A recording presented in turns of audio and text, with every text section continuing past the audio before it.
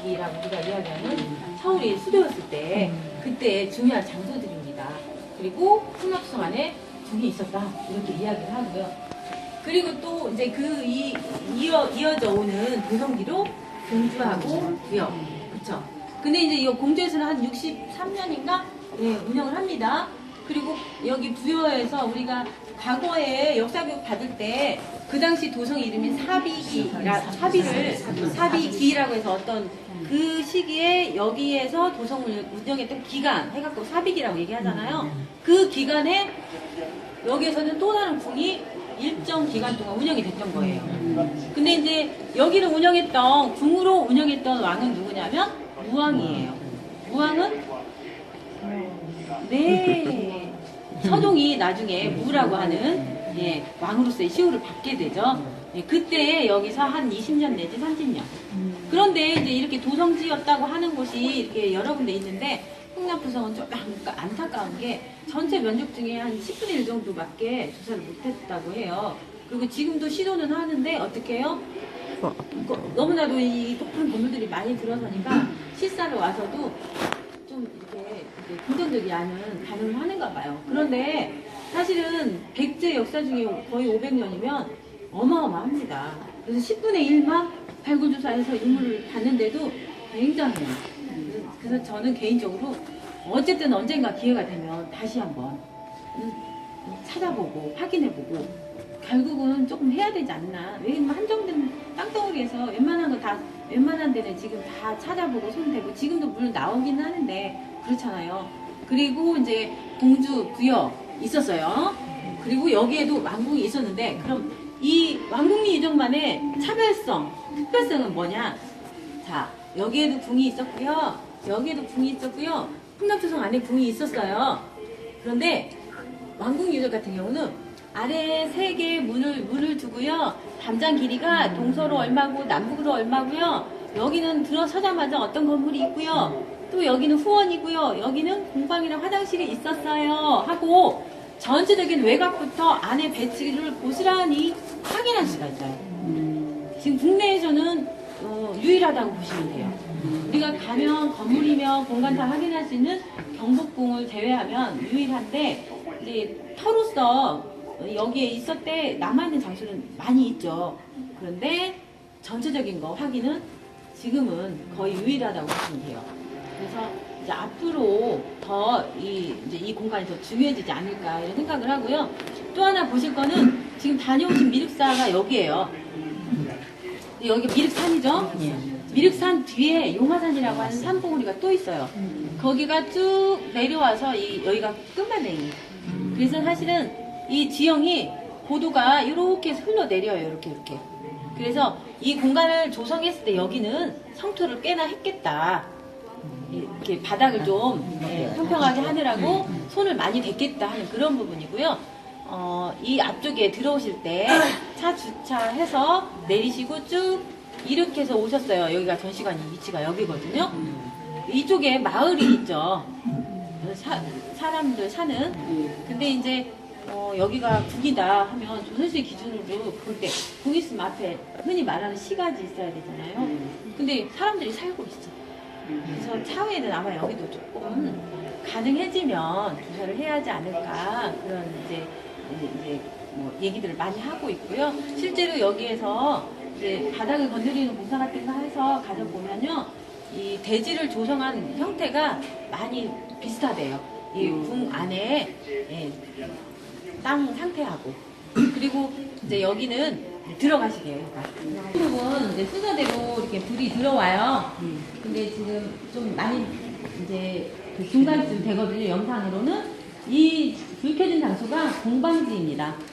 공방지이고요. 그 아래는 대형 5개 화장실이고요. 동서로 245m, 남북으로 490m예요. 긴 사각형 형태인데 남쪽에 문이 3개 있어요. 그리고 서쪽, 동쪽, 북쪽에도 문이 각각 하나씩 있습니다. 이렇게 자리를 해요. 그런데 이제 그 당시 동아시아 지역에서 궁을 만든다. 그러면 이제 기본적인 타입이 몇 가지 있을 거 아니에요.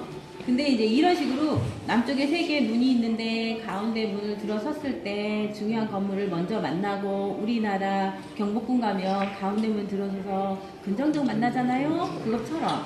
그리고 중요한 건물이 일렬로 놓이면서 뒤에 후원을 준다. 이런 형태가 약간 기본 중에 하나예요. 그리고 여기 보시면 이 건물 같은 경우는 정전 성격 건물일 것이다 말씀드렸잖아요. 일본에도 중터 중에 이 건물은 정전으로 썼던 건물이야. 그리고 유적으로 관리하는 그런 건물 중에 유사한 건물터가 있어요. 그리고 간북리 유적에서 나오는 정전 건물터이다 이야기하는 그 건물하고 규모나 많은 부분에 흡사합니다. 그리고 이제 딱 보시면 이렇게 이제 정전 성격의 건물이 있으면서 우리 조선시대 기준으로 하면 편전도 있을 것이고 왕의 개인 공간도 있었을 것이고 그런데 여기서 보면 딱 탑이 보이죠? 네. 이 공간을 궁으로 운영을 하다가 나중에 탑하고 금당하고 강당하고 여기만 용도를 좀 바꿔서 사자 성격으로도 조금 운영을 했겠구나 이렇게 생각할 수 있는 그런 부분이 있고요. 지금 불 들어오죠? 담장이에요. 그래서 밑변의 넓이가 3m입니다. 그러면 이렇게 쌓아 올리다 보면 좁아지긴 하겠지만 밑부분이 3m인 거예요. 실제로 이제 현장 나가시면 여기 이제 돌을 네모나게 깎아가지고 2단으로 우리가 이제 정비를 해놨어요. 근데 이제 반드시 2단은 못 봐요. 남아있는 상태에서 하는 거죠. 그리고 세계에서 등재를 하잖아요. 그러면 추정해서 생각을 해더라도 실제로 없으면 복원을 못합니다. 그래서 남아있는 상태로만 해놨어요. 그리고 이제 구룡으로 이렇게 높이가 이렇게 흘렀을 건데 여기가 가장 높은 데가 해발 40m예요. 그럼 여기 구룡을 어떻게 할 거냐? 아래다 건축해야 되는데 그러니까 어떻게 했냐면요. 깎고 도두고 여기 또 깎고 도두고 그래서 여기에다 석축을 대요. 계단식인 거죠. 이렇게 해서 4단을 구성을 해서 평평하게 만들고 중요한 건물들을 앉히고 여기는 이제 아마 왕의 사적인 공간이었을 거고요. 뒤에는 조그마한 정원도 있어요. 이 정원은 내년까지 정비해서 보여드릴 건데 지금은 이제 이 아래 제가 가리키는 아래쪽으로 그리고 후원이 올해 하반기에 정비돼서 가서 보실 수가 있어요. 그리고 저쪽은 이제 조사는 끝났는데 지금은 덮어놓은 상태입니다. 그래서 이따가 이제 시간이 되는 대로 일단 여기까지는 가실 거고요. 가능하면 이렇게 조금 돌아보시면 좋아요. 근데 여기가 시간이 조금 걸리세요. 안으로 들어가시겠습니다. 이렇게 U자 딱 엎어놓은 U자 모양의 수로가 있어요. 그런데 이 전체 길이가 한 490m 정도 되거든요. 근데 제일 넓고 깊은 부위가 이 북쪽 이 부분이에요. 그런데 넓은 데가 7m 가량 됩니다. 그리고 깊이는 희망 누가 그러더라고요. 선생님 그 신장이네 막 이러는데 160cm 안 된다는 얘기죠 제가. 자 그리고 이제 좁은 그 부분도요 한 2, 3m 됩니다. 폭이. 그리고 이제 낮아도 50m 이상. 그리고 평균적으로 한 85cm 깊이에 한 4, 5m는 되겠죠, 폭이. 그렇게 수로가 길게 490m가량 되는 수로가 있는 거예요. 그리고 양쪽 끝에 저수조. 근데 이쪽 같은 경우는 이제 이따 여기는 제가 이제 노력을 해서 같이 모시고 가도록 해보겠는데, 깎은 돌로 마감이 되어 있어요. 그래서 이제 너비도 상당해요. 그런데 이제 이쪽은 전체적으로 어떻게 했냐면 원래 유구 보면 바닥에는 그 강짜갈 같이 그런 돌이나 이런 것이 깔려 있고요. 벽면도 다 처리가 돼 있어요. 이렇게 벽도. 그런데 그 유구를 보호하기 위해서 좀 높여서 처리를 하고 마무리를 했어요. 근데도 가서 보시면 또 다릅니다. 이런 공간이 없어요. 보시기가 어렵고 이제 그 중에 또 여기서 물을 이렇게 물기를 따서 여기에 화장실이 있거든요. 그 화장실에 그 이제 돌로 마감한 배수로가 있어요. 화장실 웅덩이가 이렇게 있고 그 수로를 통해서 뭐 차 오르면 흘러가게 만들어서 또 그걸 물로 씻겨 내려가는 이런 형태로 되어 있거든요. 그런데 물을 흘려보내는 이제 물기로도 닦고, 그리고 이 구불구라는 것도 물길이에요. 근데 이게 먼저 만들어졌고 이게 나중에 다시 이제 위에 뭐 덧 만들어진 그런 형태로 보시면 되고, 이 끝마다 다 이렇게 저수조, 예, 저수조가 다 마련되어 있고요. 또 하나는 이쪽 끝에서 이 강당 방향으로 이렇게 연결된 중에 그 흙으로 만든 관 있잖아요. 관이 사진 이따 가서 제가 잠깐 보여드릴게요. 굉장히 견고한 형태로 이렇게 관이 연결이 돼 있는 그런 모습이 있어요. 그럼 아마도 땅소를. 네, 네, 그런 모습입니다. 들어가실게요. 근데 이제 뭐 물건이 막 크거나 눈에 확 띄진 않지만, 자, 요거는 금이죠. 이거는 뭐 같아 보이세요? 유리. 네, 옥이라고 말씀 많이 하세요. 유리예요. 유리인데 이 공방에, 여기 공방에서 유리, 금, 은, 동 이런 것들을 가지고 작업을 한 흔적이 나오고 물건도 나오고 그렇거든요. 근데 이제 이 유리라고 하는 거는 그 당시에 옥하고 뭐 거의 같은 대접 받았다고 보시면 되고, 고대에 이제 왕의 관 같은 걸 장식할 때 대표적으로 쓴 두 가지 물질이죠. 그래서 이제 이런 것들을 공방이 궁 안에 있다 했을 때는 왜 굳이 궁에 공방을 했을까? 그런 거는 여러 가지 생각할 수가 있어요. 이런 걸 이제 좀 통제하는 그런 성격도 좀 있었을 것 같고, 고대 그 중국의 궁 중에는 화폐 공방을 운영했던 궁도 있습니다. 그거하고 조금 이제 성격을 좀 비교해 생각하시면 될 것 같고요. 또 하나는 사용하는 계층이 어차피 한정된 물건들이기 때문에 그렇게 이해를 하시면 되겠어요. 그리고 이거는 기와 조각이죠. 네, 근데 인장화라고 들어보셨죠? 인장화. 예, 기와에다가 글씨를 찍거나 새긴 거. 근데 이 이제 인장화 같은 경우는 수부라고 하는 도장을 찍었어요. 머리수에 관청부자를 쓴 머리 관청. 그리고 수부라고 하는 이 단어는 지금 일본에서는 지금도 수도라는 의미로 그 단어를 사용을 합니다. 근데 이 이제 수부명 기와는 관북리하고 여기만 나와요. 그러면서 또 묘하게 부소산성 있잖아요. 관북리에 배경이 되는 산, 부소산성에서 국가명 기와하고 수부명 기와가 하나씩 나왔거든요. 근데 여러분 다녀오신 미륵사하고 이 왕궁 유적하고 그 중간에 익산 토성이라고 있어요. 근데 뭐 한 110 그 정도밖에 안 돼요. 근데 거기도 지금 여러 가지 흔적이 나왔는데요. 최근에 국가명 기와하고 이 수부명 기와가 또 각각 한 접씩 나온 거예요. 그래서 이제 차후에 이제 어떤 뭐 더 많은 이제 내용들이 나오면 아마 이제 비교하고 연결해서 얘기가 또 될 수 있지 않을까 싶은 그런 부분이 있습니다. 만든 그 솜씨들이 굉장히 우아하면서 또 장소마다 조금 다른 형태의 기와가 나오기도 해요. 그리고 이제 여기서 여러분들 선생님 조금만 이쪽으로 오시면요. 여기에서 보면 지금 한성기, 웅진기, 사비기에서 기와가 나열이 되어 있는데 그 중에 이 글씨 안 보고도 딱 찾을 수 있는 게 있어요. 자, 연꽃잎이 6잎 있는 기와 한번 찾아보세요. 네, 수막새 기와. 딱. 이거는 미륵사에서만 나와요. 다른 데서는 찾아지지 않는 기와입니다. 그래서 이제 미륵사 같은 경우는 우리가 지역을 막론하고 백제 때에 조성을 했던 사찰 중에 정말 특별한 사찰이다 보는 거죠. 무왕이 이제 나고 자란 이 곳에 이제 이야기를 시작하자면 사실 너무 길어져서 제가 이제 거기까지는 안 올라가겠습니다만은 성왕부터 시작해서 성왕이 죽고 그 후에 왕인 위덕왕부터 좀 힘들어져요. 왕이. 그러면서 아마도 정권이 그 중간에 두 왕이 있었지만 위덕왕에서 무왕으로 넘어왔다고 말해도 과언이 아닌 그런 상황이 되거든요. 그러면서 무왕이 이제 미륵 신앙을 가감히 이제 민생 신앙으로 돌리는 거죠.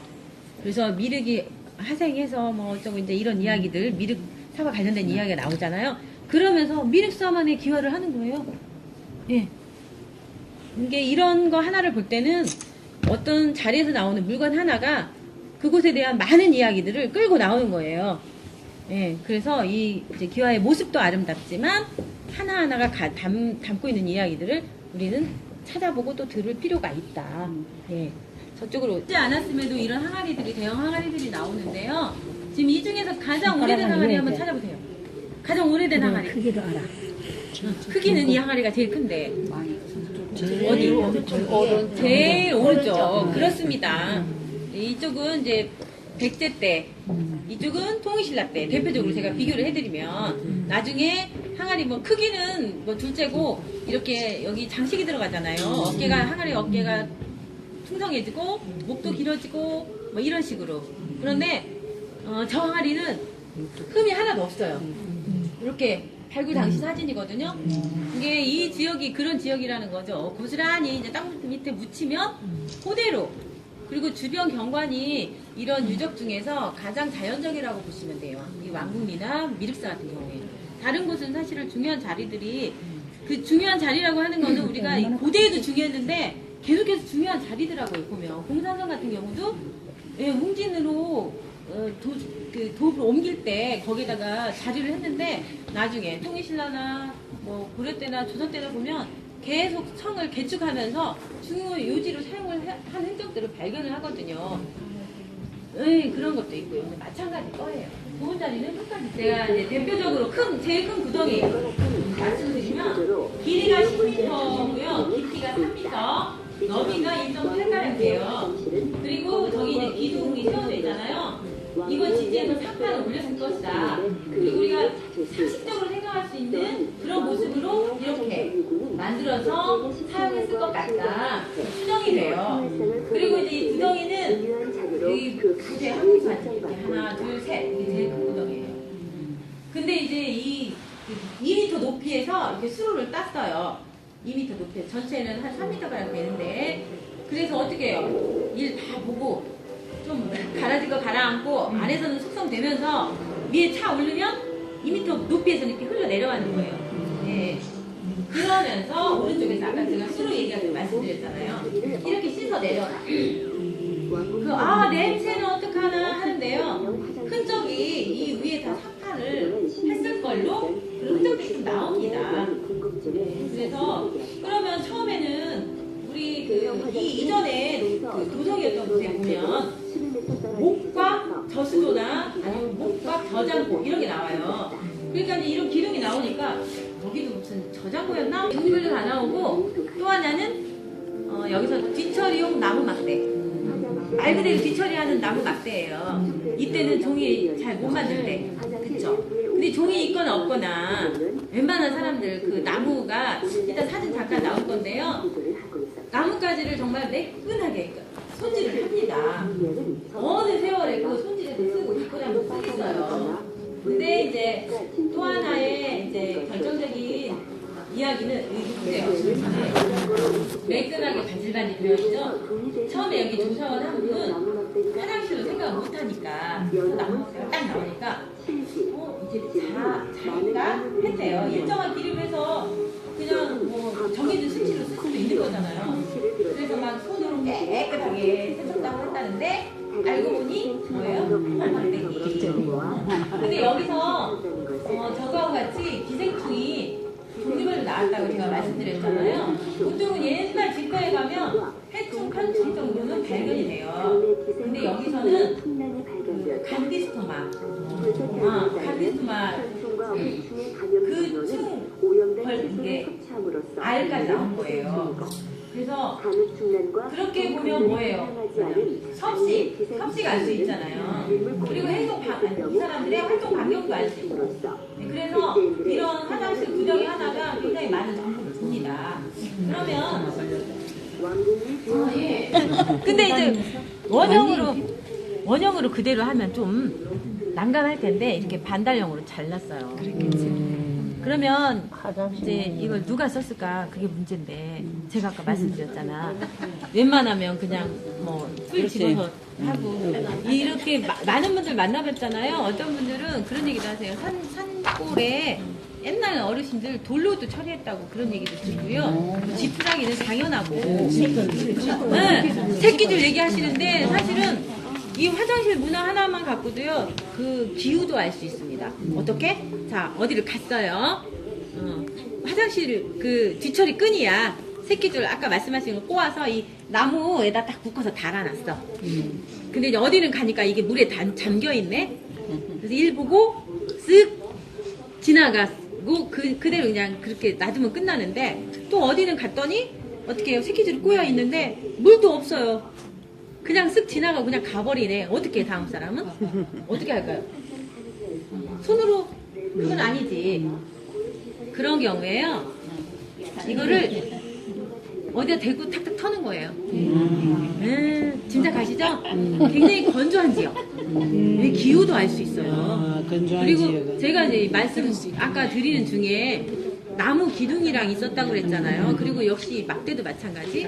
그러면 이게 뭔 나무인가 하면 지금 여기가 운영했던 시기가 600년대란 말이에요.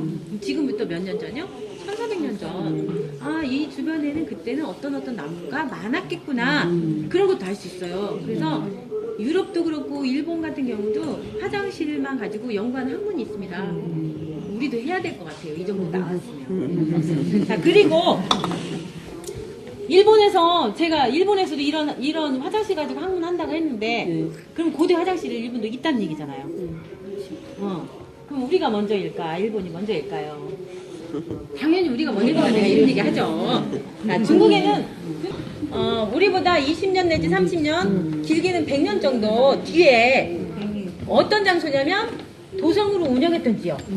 네, 그런 지역에서 나오는데 조금 더 이보다는 간략화돼. 그래갖고 어떤 식이냐면요. 이를 보고 물을 뿌려가지고 주르륵 흘러서 정화조처럼 담기는 그런 형태. 아니면 이제 자연수로 이용해갖고 물이 흐르는 데다가 이렇게 걸트려놔요. 그거 더 간단하겠죠. 그냥 일 보면 끝나니까. 이런 타입의 화장실들이 일본에 몇 군데 있어요. 그러면 저 막대 사용은 누가 했을 거냐. 그 이병헌이 그 주연한 영화 광해? 예, 보셨죠? 많이들 보셨을 거예요. 어떻게 막 이런 사람은 그렇게 못할 것 같은데 거기서 이제 그 이병헌이 굉장히 난감해 하잖아요. 어쩔 줄 모르고 안절부절 하잖아. 가만히 있는데 막 와서 대주고 싸라고 하고 막 닦아주고 치워주고 막 이러니까. 그런데 그래서 타고 나야 되나 봐요. 그쵸? 이병헌은 중간에 들어간 가짜 왕이었잖아요. 어떻게? 옛날에는요, 그러니까 그랬대요. 이 처리하는 부분에다가 비단을 싸서 닦아줬대요. 네. 그러니까. 근데 이제 그 조선시대 왕도 매화틀이라고 하는 편안하게 이제 좀 걸들일 수 있는 틀에다가 이런 용기를 집어 넣어가지고 일 보면 빼고. 그리고 경복궁에도 가잖아요. 이제 화장실 얘기 나왔으니까 저도 이제 저 하고 싶은 대로 얘기 좀 할게요. 진행을. 이 본 중요한 정각에는 화장실이 없어요. 외곽 쪽에 이렇게 있거든요. 그러면 왕비 같은 경우는 어떡할까? 조선시대 왕비 어떻게 했어요?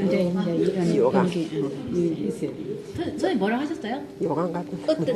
근데 화장실이 있었어요. 있는데 어떤 식이냐면 이렇게 방에 딸려 있어.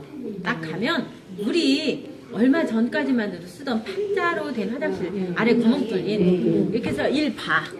그럼 뒤에 밑에 변기가 받쳐 있는 거예요. 여기 받쳐서. 그러면 뒤처리는 어떻게 했는가? 그건 제가 모르겠네. 근데 이제 왕비 정도 되면 그거를 이제 그 저기들이 했겠지, 궁녀들이. 근데 거기에 대한 건 누가 함부로 언급을 안 했을 것 같아. 그러면 이제 좀 왕비 뒤처리를 이렇게 얘기하는 것도 그러니까. 근데 어떻게 되냐면 그러면 그거를 이렇게 끌어내요. 실제로 언제 경복궁 가시면 화장실 구경 좀 해볼 수 있냐 물어보세요. 있어요, 실제로. 그래서 밑에다가 이렇게 이 통을 밀어 넣어주고 일 보고 나중에 그걸 끌어내서 치우는 그런 식이거든요. 맛도 보고. 냄새도 맡고. 이런 식으로. 맛도 보고.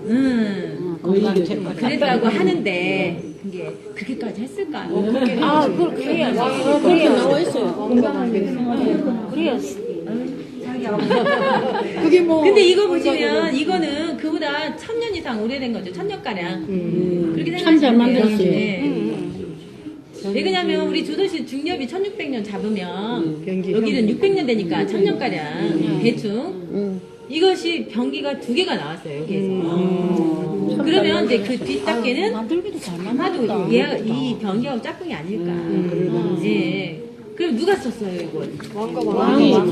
아마도 그렇죠. 우리가 상식적으로 생각했을 때 그리고 위치가 왕이 거주하는 공간에서 저 서북쪽으로 그나마 낮은 지대로 막 가야 돼. 네, 그렇다고 보면 아마도 그렇게 생각하시면 될 것 같고요. 이제 이쪽으로 좀 고스란히 나오는 거예요. 이제 이런 경우는 정말 우리 어디다 갖다 던져놓으면 눈에 보이지도 않아. 그렇게 생겼잖아요. 그래서 사실은 처음에 저거 잘 몰랐대요. 저렇게 짜잘한 거 어떻게 찾았어요? 가끔 물어보는 분 계세요. 처음에는 몰랐어요. 갖고 이렇게 흙 긁어내면서 그냥 이렇게 부려놨는데 이 작업 하는 분 중에 이제 말하자면 저기 할 수 있잖아요. 네, 어서 들으셨구나. 아니 벌써 생각하니까 아니 그게 아니고요. 조사하면서 흙 긁어가지고 이제 이런 것들은 눈에 띄잖아요. 흙을 갖다 저쪽에다 다 부려놨어. 근데 이제 그 감독하는 분이 이렇게 앉아서 보니까 그날 볕이 좋았던가 봐요. 오후에 저쪽 서쪽으로 넘어가는 빛이 딱 쏘는데 이 흙을 갖다 팍 부리는데 거기서 빠지바짝 한 거지. 저거 다시 한번 뒤져라. 그래서 이렇게 조그만 것들이 나온 거예요. 맞아. 근데 이제 여기 공방에 유리를 아주 잘 다뤘다는 거예요. 유리의 성질이 뭐냐면요. 정확히 높은 온도에서 녹는데 몇 도에서 녹는지를 몰라. 그럼 조절이 어렵잖아요. 그럼에도 불구하고 또 하나는 걔가 점성을 유지해야 작업이 가능해. 그리고 이 공방에서 사용한 흔적들 보잖아요. 중간 물건도 나오고 완성품도 나오고 이런 도구들이 다 나오는데요. 유리 같은 경우에 우리 혹시 여기 유리 공예에 조금 관심 있는 분 계세요? 없으셔도 괜찮아요. 우리 이렇게 그 틀에다 넣어서 빼는 몰딩. 그리고 이제 막대에다가 유리를 찍어서 이렇게 감는 거. 공약 맞아. 네. 유럽 그리고 이게 늘어뜨려서 똑똑 잘라가지고 손질하는 거. 그리고 말씀하신 부는 거. 부는 거는 미륵사에서 보셨을 거니까. 실물은 못 봤어도 그 유리병, 요만한 병. 예, 설명 들으셨죠? 예, 그렇다고 하면 지금에 사용하는 유리 공예의 기본적인 수법 그때 다 쓴 거예요. 그리고 이제 금을 정제하는 수준도 굉장히 높아서 보통 고대의 순금 유물 하면 순도, 우리 지금 순도 어떻게 해요? 지금 현대에도 우리가 순도 100%라고 말 못 하잖아요. 네. 자연스러운 상태에서는 또 이렇게 은이 좀 남는데요. 금을 아무리 정제를 깨끗이 해도. 근데 100%라고 지금도 못 하는데 그 당시에 한 7, 80%가 많이 나와요. 고대에 이제 순금 유물이라고 하는 거는. 근데 미륵사나 여기서 나오는 거는 90%대가 거진 넘어요. 아니면 이제 왕의 물건이니까 우리 금칠을 해야 되는데 또 단단하게 써야 되는 거 있잖아요. 그런 것은 동으로 쓰고 금을 발라. 네. 근데 그 도금하는 그 수준도 너무 높은 거예요. 그리고 심지어는 미륵사 거는 그 순도가 99% 가까이 되는 것도 나올 거예요. 네. 그 정도로. 네. 여기 어찌 보면 공방 기술자들 수준이 아주 끝내줬다. 그런데 그것이 일본 가면 우리 막 고개 이렇게 돌리면 봤다시피 2, 30년 간격으로 이제 아스카 지역에 공방 있어요. 종합 공방. 이 도가니도 똑같이 생겼어요. 나오는 거 보면. 그 기술도 거의 유사한 기술. 그리고 손가락에 연결되어 있죠. 이게 이제 강당지 하부 쪽으로 연결되는 도가니입니다. 그때 자리하는 위치가 이쪽이라고 말씀드렸죠. 여기서 이 위쪽으로도 저수조가 있고요. 이쪽으로도 저수조가 있어요. 그래서 이제 물이 유입이 되고 실제 정원은 이거보다 5배가 큽니다. 이제 면적이. 그리고 이제 이 고대 정원이라고 하는 거는 이제 가깝게 부여에 가시면 이렇게 수조처럼 만들어요. 다듬은 돌로 마무리를 해가지고. 그리고 물 채우고 거기 이제 조경석 이렇게 좀 이렇게 놓이면 정원이 완성이 되는 거예요. 고대 정원이 그 정도 이제 수준이라고 보시면 700년대 초반에 일본에 세계적으로 유명한 그 축경식 정원이 있어요. 거기하고 중간 정도 상황이다 보시면 됩니다. 그래서 자연석으로 꾸미고 물도 좀 가두고 이렇게 했는데 전부 다 자연석이고요. 이 중에는 어떤 돌이 있냐면 우리 뭐 지금 뭐 수입해서 돌 쓰네 어쩌네 많이 하잖아요. 근데 옛날에 뭘 그런 걸 가져올 수 있는 사람이라고 한다는 건 계층이 굉장히 한정되거든요. 중국 일부 지역에서만 나오는 아주 특이한 형태의 돌들이 같이 나왔고요. 또 하나는 이렇게 통로. 이게 저 위에 정장 하나 있거든요. 근데 여기 가는데 진짜 실제로 이렇게 납작하게 생긴 돌들을 깔아놨어요. 우리 지금 그 인도에 블럭 깔리듯이 그렇게 해서 이렇게 갈 수 있도록 그렇게 해서 이렇게 아담하면서도 아기자기한 정원이 있고요. 그리고 이제 뒤로 후원이 이렇게 이어집니다. 자, 여기가 조선시대, 신라시대에는 이제 이 탑이 현장에 남아 있어서 1965년에 폐쇄를 했다가 다시 그대로 이제 보수를 했는데요. 여기에서도 사리장엄이 나옵니다. 여기 지붕돌 바로 밑에. 여러분 다녀오신 미륵사에서는 사리장엄 위치가 어디였죠? 기단 제일 기단 아니에요. 주심 그렇죠. 주심인데 몇 층? 1층. 그렇죠. 그러면 그 전에 목탑들은 어디다 놔요? 사리장엄. 심초서.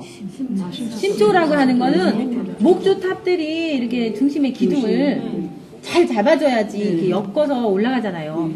거의 이제 목조는 통칸으로 해서 층은 1층, 2층, 3층 이렇게 올라가지만 대체로 통칸이에요. 그러면 이제 중심 기둥을 짱짱하게 세워가지고 이렇게 잡아서 엮어가는 거거든요. 그러면 이제 이 기둥을 받치는 부분이 굉장히 또 중요하잖아요. 심초석이라고 해서 돌을 딱 받쳐요. 심초석. 기둥을, 중심 기둥을 받치는 돌. 근데 거기에다 대체로 사리장엄을 넣습니다. 그거는 이제 목조 건물이기 때문에도 그렇고 그 아래다 더 이제 놓게 됐겠죠. 근데 미륵사에서 비로소 1층으로 올라오는 거예요. 지상으로. 그리고 여기서는 1층 지붕돌 바로 밑에 층급 받침 이 부분에서 이렇게 나옵니다. 그리고 이 이제 후에 보면 2층, 5층 이렇게 이중으로 나오기도 하고 하여튼 층위가 올라가요. 그러면 이제 사리를 봉안하는데 탑의 변화나 아니면 봉안하는 위치나 이런 걸 흐름을 좀 잡아보시면 예, 연대를 할 수 있게 생각을 좀 하실 수 있는 부분이 있는데 이 탑은 정확히 언제라고는 못 봐요. 못 보는데 지금 이 나온 이 유물은 국립전주박물관에 있어요. 다녀오신 미륵사 유물 전시관이 전에는 도에서 운영을 하다가 재작년 겨울에 이제 국립으로 이관이 됐거든요. 그런데 이제 건축을 새로 할 거예요. 그래서 2019년 정도면 국립 이제 가칭이긴 한데 익산박물관이 개관을 할 거고 그때 되면 이제 다 오겠죠. 예, 오겠는데 여기서 구성이 유리병 그리고 함이 있어요. 근데 또 여기에 불경이 같이 있네요. 이런 경우도 굉장히 드문 경우다. 그렇게 보시면 되고 나중에 이제 여러분들이 이렇게 다니시는 분들이시라면 나중에 이제 국립익산박물관 개관하면 또 한번 오세요. 그러면 또 익산 전체적인 흐름을 또 한 자리에서 보실 수 있는 기회가 되실 거예요. 절은 여기에서 제석사 이름이 새겨진 기와가 나와서 제석사인 줄은 알았어요. 알았는데 이 지역에 사실은 굉장히 휴전으로 타는 기록이 미륵사지 사리 봉황기예요. 몇 년에 누가 뭐 이렇게 했대. 그런 거 진짜 없거든요. 더군다나 금성문이니까 이거는 누가 어떻게 할 수가 없고 또 하나 좀처럼 얘기 안 하는 얘기입니다. 제가 지금 드리는 말씀은 미륵사 사리 봉황기 그 봉환된 때가 언제예요? 무한 240년 그래갖고 그 언제 열었어요? 열기는 1차 때 1925년이다. 무슨 말씀이세요? 해체를 하다가 2009년에 다시 그때까지는 어떻게 해요? 박스도 있었어요. 그러면 639년에 그 고대의 사례를 어떤 식으로 봉환했나 그렇게 하고 훌쩍 이제서 열었잖아요. 그러니까 그때 사리 봉환하는 방식은 어디서도 못 봐. 고스란히 남겨진 거예요. 그것도 굉장히 중요한 의미가 있습니다. 탑을 돌로 해서 목조처럼 만들고 그것도 큰 의미. 규모도 큰 거. 의미. 사리 봉환기에 기록이 제대로 들어가는 거. 용기가 훌륭한 거. 다 의미가 있는데 그때 모습 어디서도 확인 안 되는 모습을 고스란히 간직하고 있었다. 그것이 어찌 보면 굉장히 중요한 것이에요. 네. 그런데 이제 여기 그 제석사 관련된 것도 그 정도의 이제 그 중요도는 아닐지도 모르지만 유사한 그런 게 있습니다. 우리 기록은 아니에요. 중국에서 관세음험이라고 하는 책을 옛날에 육조시대에 썼어요. 그랬더니 일본이 그걸 넬로 베껴서 가지고 갔네? 가져가진 않았지만 막 베껴서 갖고 갔어요. 근데 그거를 막 오래된 옛날 사찰에서 도쿄대 교수가 어떻게 하라고 발견을 했어요.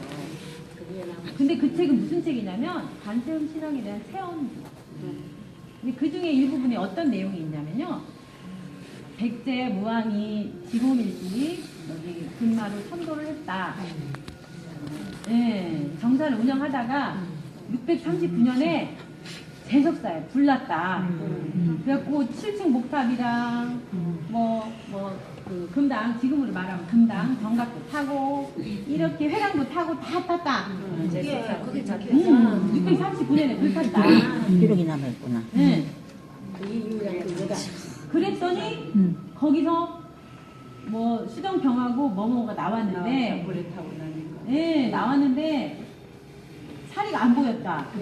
무왕이 법사를 구청해서 법회를 열고 나니까 보이더라. 아이고 무왕의 신심이 굉장하구나. 그런 내용을 적었어요. 그랬는데 이제 제가 거기서 취할 건 뭐냐면 제석사라고 하는 사찰 그리고 화재 난 거. 그 몇 년?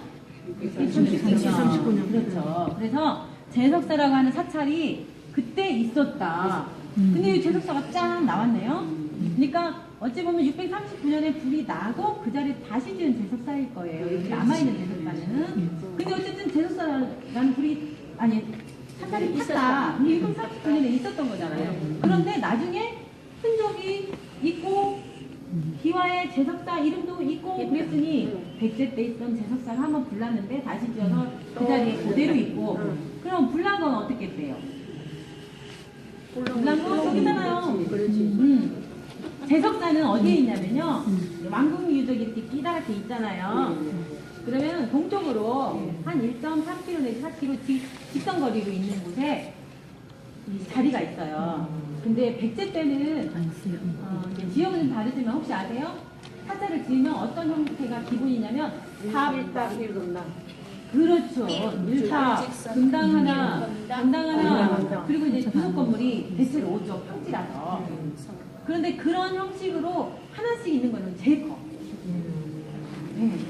그래서 이 사찰은 살도 보통 사찰은 아니겠구나 얘기할 수 있는 거죠. 그리고 저 재석이라는 이름을 아무데나 안 붙이네요. 왕실 사찰로 이야기를 해요. 그러면 미륵사는 국립 사찰이죠.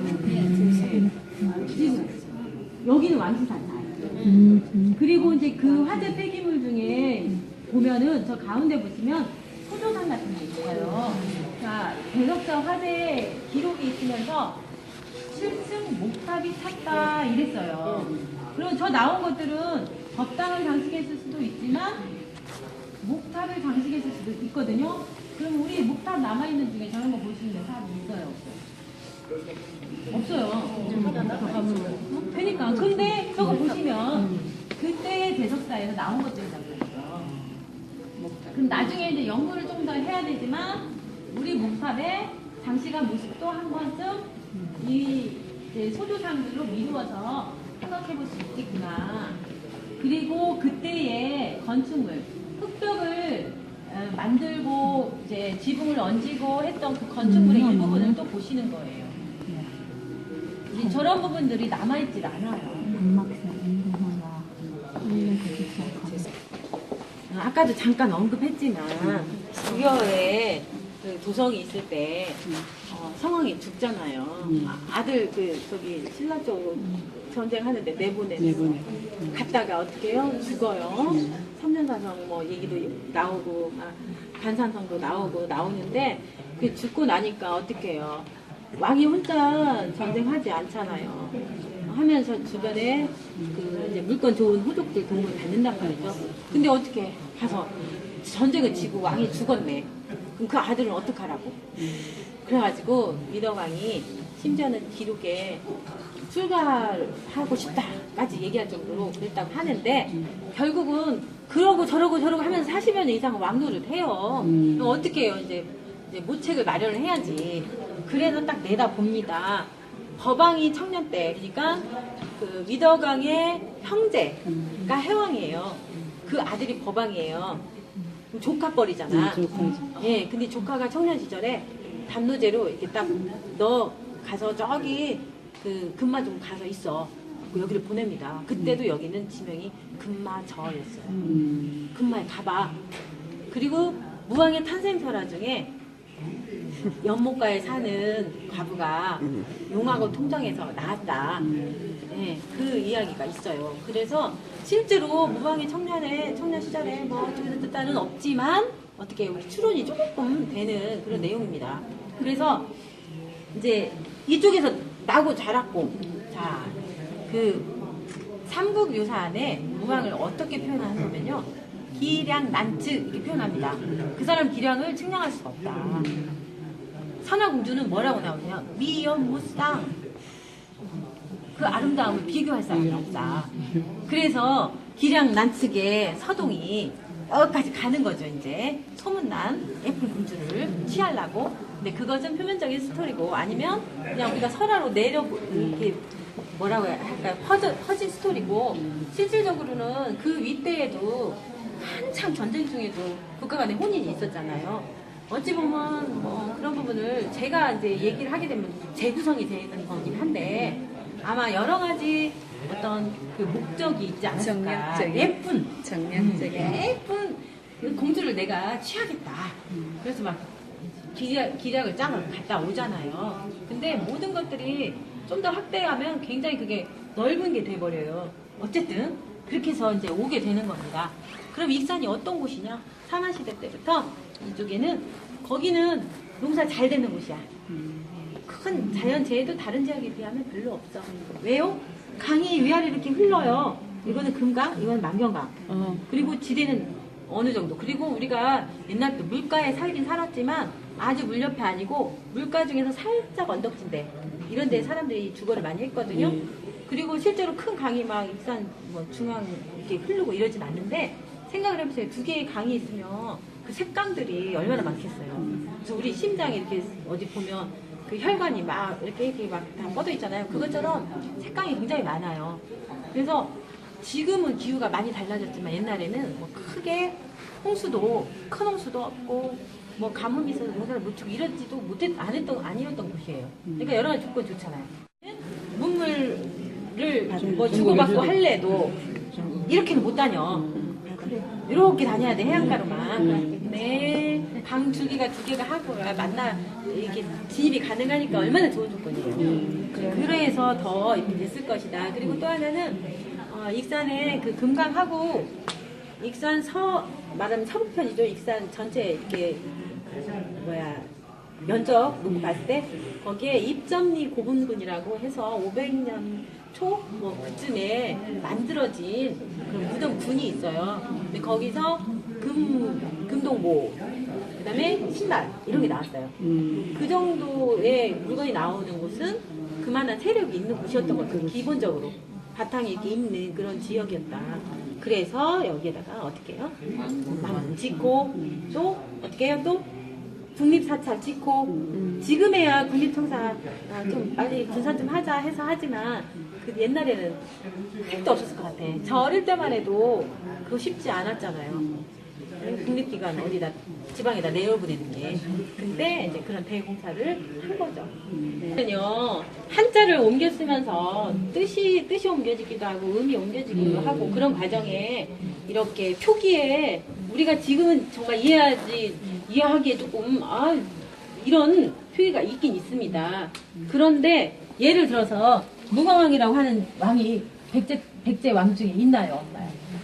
없죠. 그러면 우리가 어느 시기를 가지고 맞춰보는 거예요.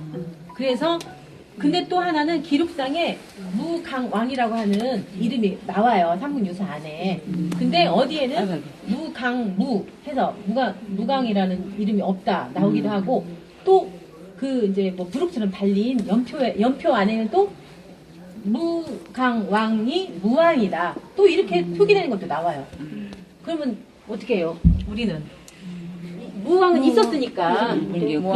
무왕이다. 있는 왕을 어떻게 없앨 수는 없잖아. 네, 그래서 이렇게 우리가 시기를 맞춰보면서 무강왕이 무왕이다 이런 결론을 찾아. 네. 이동의 색깔 돌이 원돌이에요. 그리고 이제 여기는 많이 남아있지 않는데 저 동쪽 담장에는 돌이 좀 많이 남아있어요. 근데 이제 왜 이렇게 없지? 당연하죠. 저렇게 그냥 잘 깎아놓은 화강암을 그냥 뒀어요. 여기가 배수조사를 1989년부터 했는데 그 이전에는 어떤 상태냐면 저 위에다 사람들이 지가 먹고 막 이랬어요. 네. 그리고 이제 여러분들께서는 왕이 드나들던 남쪽 가운데문으로 들어가십니다. 네, 거기가 좋죠. 많이 비교하는 탑이 그 부여 정림사의 5층 석탑하고 키도 비슷하고 규모가 비슷해요. 그런데 이제 그 지붕 끝 철이나 아니면 층급받침이나 이런 데서 조금씩 다른 모습이 있고요. 백제계 탑이라고 하는 거는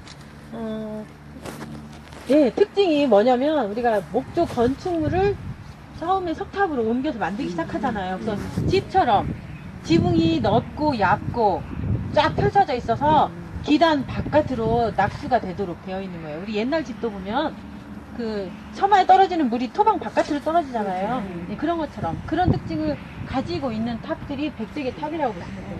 네. 자, 저 탑 옆으로 올라가실게요. 보는 경우도 드물어요. 제가 뭐 때문에 저러는지 나 이거 궁금하네. 아까 저쪽 탑에서 또 두 마리가 있었어요. 자, 여기서 이제 정전을 한번 내려다 보세요. 아래서 보는 거하고 또 다를 거예요. 정전. 이 전체, 이제 정면으로는 7칸, 측면으로 4칸. 그리고 중층 건물이에요. 그런데 어쨌든 밖에서 볼 때는 지붕이 한 층, 2층 있다 이거죠. 네, 그런 건물입니다. 아마도 이제 건물의 위상 때문에 그렇게 짓지 않았을까. 자, 이쪽으로 가시게요. 한번 내려다 보도록 하겠습니다. 고대에 주춧돌을 직접 생으로 보고 오셨잖아요.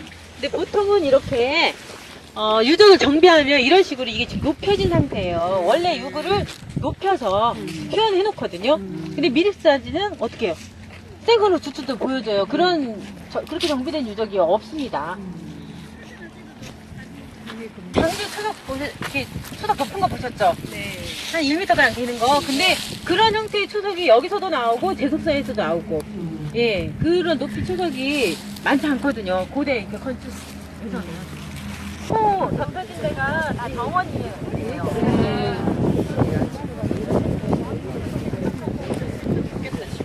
아이고 아주 후원이 멋있었겠구나. 여기가 저수도예요. 수로가 시작되는 첫 부분. 여기서 이제 상당 높여서 이렇게 해놓은 거고요. 이곳 같은 경우는 이 저수도는 그 다듬은 돌로 마무리가 되어 있었다고 합니다.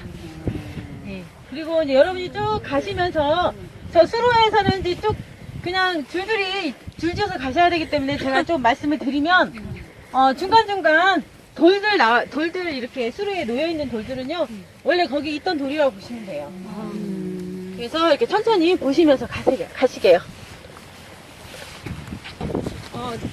다 그대로 해놓은 거라고 보시면 되고요. 일부 재현은 있을 수 있지만 이런 돌들도 여기서 나온 돌이에요.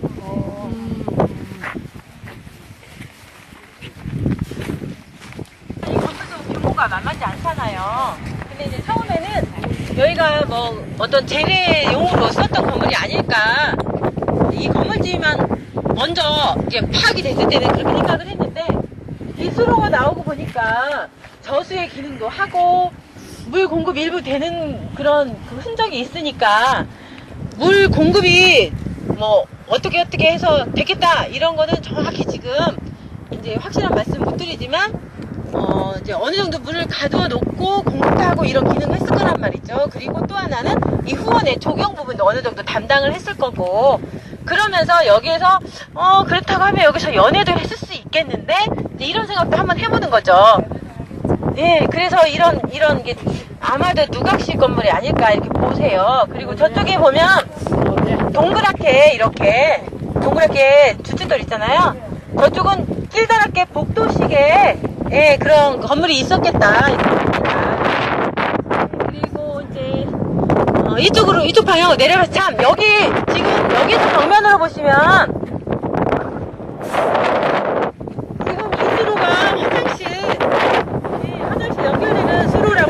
될 것 같아요. 네. 그리고 이쪽으로는 공방이고, 저 아래쪽에 화장실이 이제 있었겠죠. 수로가 연결된 구덩이가 이제 조금 저만큼. 그쵸?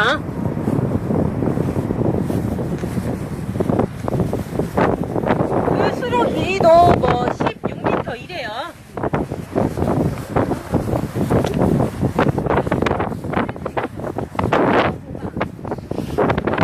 여기서 이쪽으로 가세요. 이쪽으로. 그러니까요.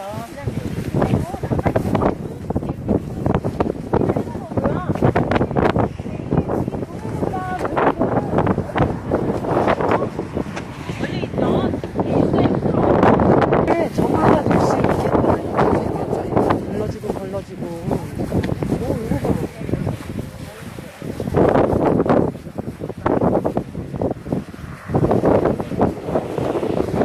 물 나오면 여기서 물 내려가서 찍고 내려가고. 저희가 화장실이고. 근데 화장실 구덩이가 이렇게 놓여 있는 거예요, 지금. 이렇게 동서로. 이렇게. 동서로 놓여 있고 수로가 저 이렇게. 동쪽에서 흐르는 수로를 향해서 이렇게 사선으로. 네. 근데 이 길이가 뭐 짧으면 12m, 16m 되니까 이렇게 보시면 화장실 수로 연결돼서 여기서 씻고 이렇게 여기보다 예 중간중간 있어요. 허벅지면 많이 들어가 있더라. 예쁘더라. 나온 걸 위주로 조절하게 되잖아요. 사실 미륵사도 그래서 중간중간 조금씩 한 번씩 드러내고 보더라고요. 근데 저쪽에서 물건이 나왔어요. 뭐가 나왔냐면 철솥. 네, 철솥이 3개가 나왔어요. 그리고 여러 가지 그릇도 나오고요. 또 하나는 불을 떼는 점. 그러니까 과거에 부뚜막을 제대로 만들기 이전에는 솥을 걸치는 흔적이 있어요. 그리고 그 연기를 빼는 그런 부분이 기와 같은 걸로 이렇게 해놓거든요. 그래서 그런 흔적들이 나왔거든요. 그래서 한때는 막 이 부엌터다 이렇게 이야기를 했는데 간이용으로 썼을 수는 있겠다. 지금 현재는 그렇지 않고 완전하게 부엌터가 마무리가 안 된 상태라. 그런데 그 불을 피운 흔적과 솥을 걸치는 흔적 이런 것들이 나왔기 때문에, 그리고 솥이 나왔고, 그래서 뭐 간이부엌이지 않나 하는데, 그것보다 좀 더 핵심이 되는 거는 그 긴 복도형의 건물 흔적이 나온 거예요. 근데 이제 일본의 궁터 중에서 여기는 사실은 조선연대를 600년대 전으로 봐요. 그런데 600년 넘어서 한 3, 40년대에 만들어진 일본의 궁 중에 오카모토 궁이라고 있어요. 그 궁 같은 경우는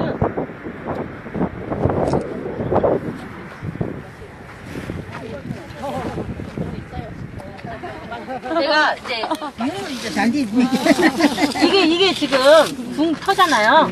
그러면은 여기가 정전이잖아요. 그럼 이제 뒷부분은 그렇다 치고 그 궁 같은 경우는 이렇게 두 개의 긴 저기 형태의 건물이 이렇게 있어요. 흔적이 거기는 확실히 있어요. 근데 여기서 부엌 흔적하고 함께 그런 긴 형태의 건물이 나온 거예요. 그런데 이제 이 중국에는 이렇게 정전 양쪽으로 이런 흔적은 없어요. 일본에 나와. 한 3, 40년 뒤에. 그러니까 이제 이쪽이 원래 여기에 발구 사무실이 있었어요. 지대도 낮고 성토는 했는데 이제 여기다 사무실을 차려서 쓴 거죠. 근데 다 빼버렸어요, 이쪽으로. 그래서 여기 전시관이 있으면 그 앞에 그 이제 저 조립식처럼 생긴 건물 있잖아요. 거기 이렇게 옮긴 거예요. 여기도 조사하겠다고. 옛날에 여기에 그거 있었어요. 네네네. 그래서 저쪽도 이제 물건을 나오는 거 보면 이제 시기 같은 거 봤을 때 이제 이 공간에 해당되는 물건이기도 하고, 또 하나는 여기서 생각지 못한 물건이 이제 나왔으니까 좀 더 연구를 해야죠. 그러면서 지금 하고 있는 거예요. 자, 그리고 여기 모여 계실 때 제가 말씀을 한번 드릴게요. 오시면서 사실은 전체적으로 저도 이제 우리 모형 보면서 사실 현장 나와서 여러 번 보고 이리 가보다가 저리 가보다가 눈집작 다 해보고 해야 알 수 있는 부분을 여러분이 처음부터 여기가 어디구나, 그거 굉장하신 거예요. 어려우세요. 근데 이제 오시면서 그 수로에 대한 이야기, 물 공급에 대한 이야기, 뭐 이런 이제 궁금증 많으실 텐데, 사실은 그 부분은 저도 아직도 궁금해요. 그래서 스스로 있는 그 상태 그대로 정비를 해놨으나 사실은 물으신 질문 중에 해결해야 될 그런 과제들이 아직도 남아 있어요. 근데 제가 이제 드릴 수 있는 말씀은 중간중간 저수조가 여기저기 있다. 그거 하고 배수로가 있다는 거는 거기서 물을 배수시킬 필요성이 있으니까 배수로가 있는 거잖아요. 예, 그래서 저쪽도 배수로 있고 또 화장실 쪽은 저기 이렇게 내려오다가 빠져나가는 곳에서 보신 분들 보셨을 거예요.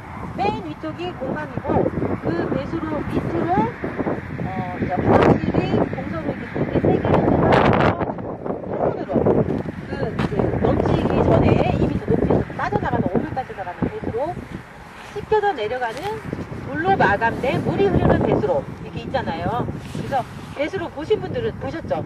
예, 그 아래쪽에 화장실이 있는데 그쪽은 이제 조사만 하고 덮어놨어요.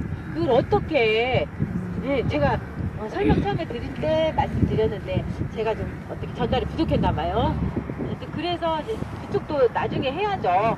그리고 이제 아까 말씀드린 정원은 내년까지 정비가 돼요.